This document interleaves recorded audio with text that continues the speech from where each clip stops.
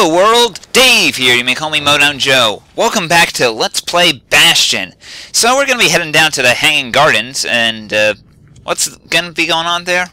The Hanging Gardens. Folks used to go here to relax from their relaxing. Oh right, I remember that. I'm sorry, I'm not all here. I sometimes think I suffer from dementia.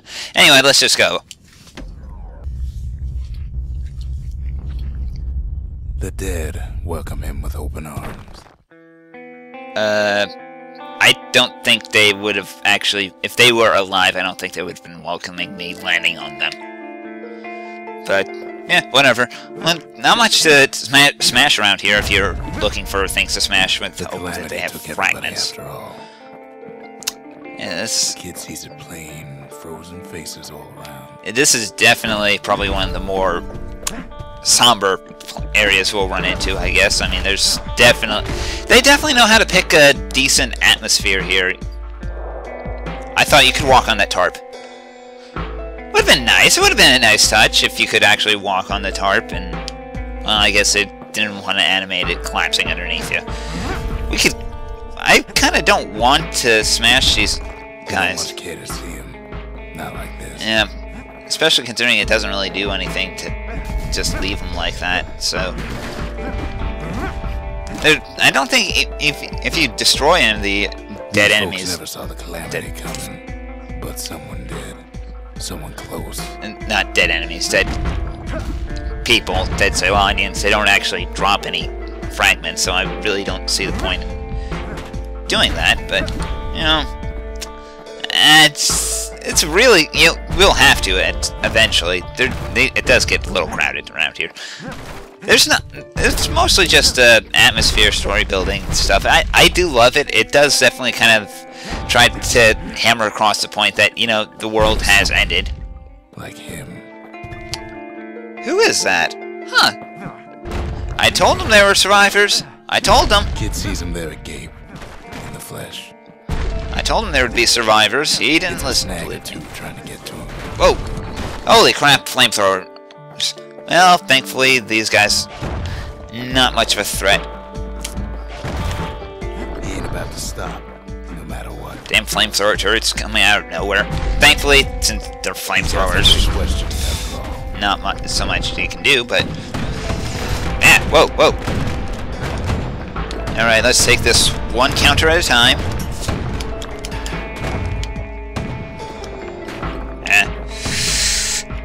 There we go. Just ain't got time for answers. I have to say that they certainly do surprise you with the turrets. We'll be seeing a lot of turrets. The brothers didn't make it. Didn't make it. We'll be seeing. Didn't make it. Has practically become a meme for They never saw what it was like beyond the walls. And the kid has, and that's probably why he survived. Didn't make it. Which way do I go? I forget which way leads me to. The Jawsons, they didn't make it.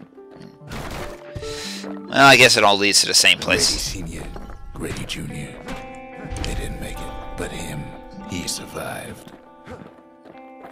I wonder why they're making a special point about this mysterious stranger who somehow managed to live through all this. Oh, that is just an alternate path. Huh. Like I said, I don't remember the exact level layouts. I do remember certain things. I remember a lot, though. I'm much better than I would like to make myself out to be. Kid finds proof enough that man ain't from around here. So what? He's from another planet? Like, well, I assume that us are from another planet. The Ceylonians aren't exactly. Well, did we sail across the sea or what? I don't. They never actually make it explicitly clear. I always assume that where the Ceylonians came Just from. Think, without that man, we wouldn't be here right now, would we? But yeah, in a way, the way I kind of read it is that the Ura are sort of like the Native Americans of this land, and well, you can kind of guess where it goes from there. Yeah, you're gonna be fighting me on my turf, foe.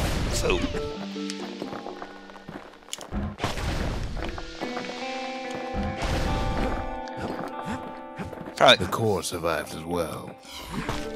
And of course, we can't get to the core without breaking a few eggs. Sorry, buddy. Kid does what he has to do. And then... what do you say to a man who's seen too much? That... Kid hasn't a clue. But he says this. I guess you'll tell the story then, Rux. We have to go. Please. He's a proper gentleman, that man. His name is Zolf. I knew there was a guy named Zolf in this game. No hiding he's an Ura. Folks like him ain't never been a common sight in Caelondia. He's relieved to see a living face or two. The kid and I introduce ourselves and yep. both to him and to each other for the first time. Took you damn long enough, Rux. So yeah, now he'll actually show us his name. As well as Zolf. Well, we can kind of show them both things that we've picked up, just so that way he can critique them or make his own snappy comments. Wish I had picked up that telescope, though. I can't believe I skipped that. It's not gone forever, though. We'll see later on. For Zolf, Caelondia was like a second home. He's real worried about his first home, too. Far to the east. But, well, not that much later on. Probably in a few minutes, maybe. We all lost loved ones in the calamity, he says.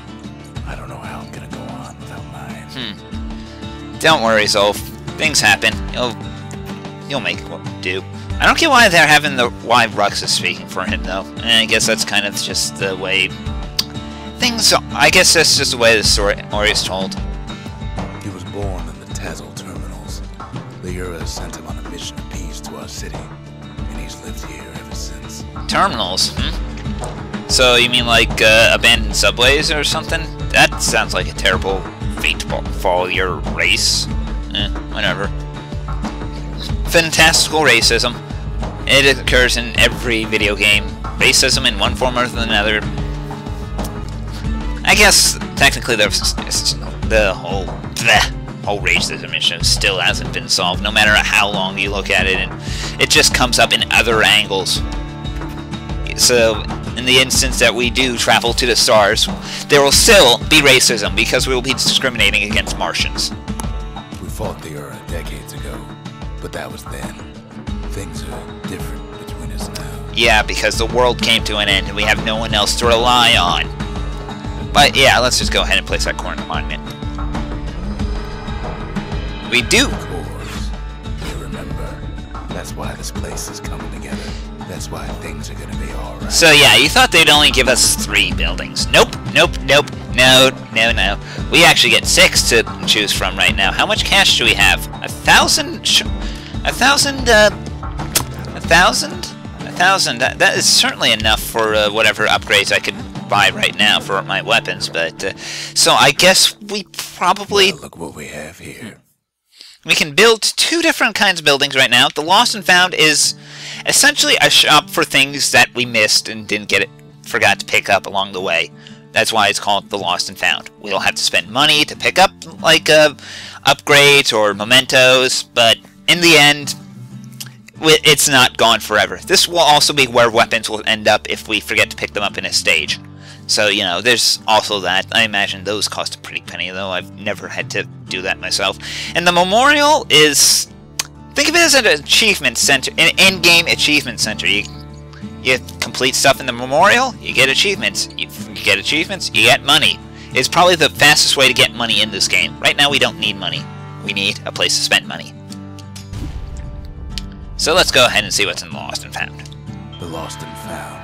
Here, kid takes fragments of the old world and makes them whole again. So yeah, we can get a skill for the War Machete, which I guess we forgot to pick up for when we picked that up. Not something I'm too wild about. I mean, it pierces armor, which is not bad, but not crazy. Pick up a bunch of weapon upgrades. We don't know what that something course is for, so we can probably hold off on that. Fang Repeater, not bad, but something blunt for something later. Another for a War Machete, another for the bow. Hey, something heavy! Yes, please! All it takes is some fragments, and the Bastion makes it good as new. And also that spy glass that I missed. So might as well. That's actually an achievement. And you know what? I forget. I think 500 it was for that last hammer upgrade. So yeah, I could afford throwing in another 300 because we can also buy some more liquor here, some more different kinds of liquor here. So let's go ahead and the one I happen to love the most is the Bastion Bourbon. Health tonics restore health to full and 2 extra health tonics. That's just nuts. You can do so. That just increases your survivability so much. It's crazy. Although I really don't want to get rid of. Well, I could probably get rid of the Ware whiskey for a little bit. And the other stuff is the other stuff liquors we can buy here aren't that bad. So let's go ahead and buy some Bastion Bourbon.